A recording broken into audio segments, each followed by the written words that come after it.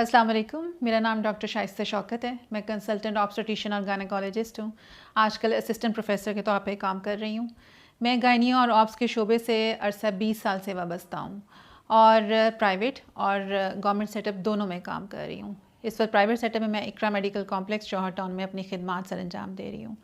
आज मैं इस फोरम के थ्रू थोड़ी सी अवेयरनेस, थोड़ी सी आगाही देना चाहती हूँ हमारी जनरल पॉपुलेशन में कि ऐसी ख़वातीन जो कि फ़िलहाल डॉक्टर को छोटी छोटी बातों पर रजू नहीं कर सकती, अपने हमल की इब्तदाई अलामात को कैसे वो तशख़ीस कर सकती हैं, उसकी कैसे आइडेंटिफाई कर सकती। यहाँ मैं ये बताती जाऊँ कि हमारे पास गायनी और ऑब्स में सिर्फ प्रेग्नेंट ख़वातीन के साथ ही नहीं हमें डील करना पड़ता। ऐसी बच्चियाँ भी जिनको माहवारी की एबनॉर्मेलिटी हो, सिस्ट हो, पॉलीसिस्टिक ओवरीज़ हो, माहवारी में दर्द की शिकायत हो या इर्रेगुलर पीरियड्स हों। इसी तरह शादीशुदा ख़वातीन जो कि वजाइनल डिस्चार्ज के साथ आ रही हों, प्रेग्नेंट हो रही हों और उसमें हमल ज़ाया हो रहा हो, और वो भी जो प्रेग्नेंट ना हो पा रही हों वो भी उसमें शामिल है, यूट्रस और उसके मसाइल। फिर ऐसी ख़वातीन जो सने यास या मीनोपॉज को अचीव कर रही हों, उसके क्या प्रॉब्लम्स वो फेस करती हैं, हिस्टेक्टमी या यूट्रस को निकालने के अमल में कैसे उनको गाइड किया जा सकता है। ये सब शोबाजात हैं जो कि गायनी और ऑब्स के अंडर आते हैं और मैं इनको डील कर रही हूँ। आज मैं आपकी तवज्जो थोड़ी सी इस बात पे दिलाना चाहूँगी, कोरोना भी हाई है। मैं नहीं ये प्रमोट करती कि हर खातून हस्पताल में जाए। ऐसी ख़वातीन ख़ास तौर पे वो जो प्रेग्नेंट होने की कोशिश कर रही हैं और उनकी माहवारी नॉर्मल है लेकिन वो अपना एक पीरियड मिस कर देती हैं, तो इसका मतलब है कि ज़्यादा चांस ये है कि वो प्रेग्नेंट हैं।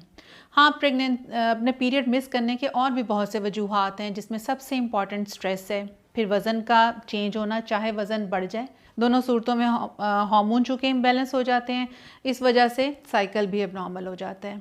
लेकिन ज़्यादा चांस शादीशुदा ख़वातीन जो कि प्रेग्नेंट होने की कोशिश कर रही हैं, दवाइयाँ ले रही हैं या दवाइयों के बगैर, वो अपना जब साइकिल मिस करती हैं, ये पहली अलामत है साइकिल मिस करना, मिसिंग अ पीरियड। तो इसका मतलब है कि मोस्ट लाइकली ज़्यादा चांस है कि वो प्रेग्नेंट है। ऐसी ख़वातीन में सबसे इम्पॉर्टेंट फ़ीचर जो वो फ़ील करती हैं वो है जिस्म के निचले हिस्से में दर्द बिल्कुल वैसी ही होती है जैसे माहवारी में दर्द होती है, या 3 में से 1 खातून ऐसी हैं जो कि हल्का सा दाग की शिकायत करती हैं। उसे हम इम्प्लांटेशन ब्लीडिंग भी कहते हैं। ये ब्लीडिंग वो है जो कि हमल ठहरने के 5 दिन के अंदर अंदर एक खातून फेस करती है। उसका रीज़न यही है कि जो ज़ाइगोट बना होता है एग और स्पर्म के मिलने से, वो आहिस्ता आहिस्ता जब बच्चेदानी के अंदर उसकी दीवार के साथ चिपकता है तो वहाँ पे थोड़ा सा अपने वेसल्स को, नसों को, वेन्स को थोड़ा सा डैमेज करता है और वो एक ब्लीडिंग या स्पॉटिंग की शक्ल में ज़ाहिर होता है। हमारी दूसरी अलामत हो गई कि पेट में दर्द या क्रैम्पिंग और साथ एक दफ़ा या एक दिन के लिए दाग का लग जाना। फिर टेम्परेचर नॉर्मल हम सबको पता है कि टेम्परेचर जो है 97.4 से 97.7 डिग्री फ़ारेनहाइट का है। 0.4 डिग्री का राइज़ हो जाना, यानी खातून को ये लगे कि शायद उसको हल्का हल्का बुखार है, ये भी एक अलामत हो सकती है कि वो प्रेग्नेंट हैं। तबीयत का गिरा हुआ फील होना, सर में दर्द रहना, सर का भारीपन होना, अचानक बैठे से खड़े होना तो चक्कर आ जाना, और या दिल घबराना, बहुत जल्दी अपने आप में थकावट महसूस करना, ये एक अलामत है। इसका रीज़न ये है कि चूँकि प्रोजेस्टेरॉन और बहुत से हार्मोन्स प्रेगनेंसी में रिलीज़ होते हैं, वो जिस्म के दूसरे हिस्से की शरियानों को रिलैक्स कर देते हैं। उससे ब्लड प्रेशर फॉल हो जाता है। या ब्लड प्रेशर का फॉल हो जाना या शुगर का कम हो जाना, ये इन 2 वजूहात हैं इन अलामात की।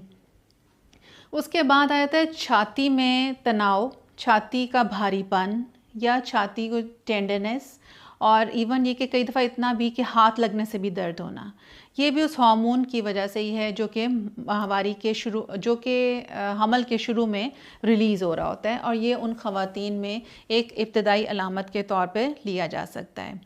नौज़िया, वॉमिटिंग, मतली और उल्टी का आना हमारे यहाँ एक कॉमन इसको एक अलामत समझा जाता है, और ये भी प्रोजेस्टेरॉन की वजह से होता है, क्योंकि प्रोजेस्टेरॉन की वजह से मैदा और बाकी उसके जो वाल्व हैं वो रिलैक्स हो जाते हैं। पेट का भरा भरा महसूस होना, फूड क्रेविंग्स होना, और एक मेटालिक टेस्ट मुंह में फ़ील होना, यानी जैसे कि आपने एक मुंह में सिक्का रखा हुआ हो, या टेस्ट बिल्कुल चेंज हो जाना, किसी एक स्पेसिफिक स्मेल से मतली का फ़ील होना, ये हमारे हमल की अलामात में से एक अलामत है।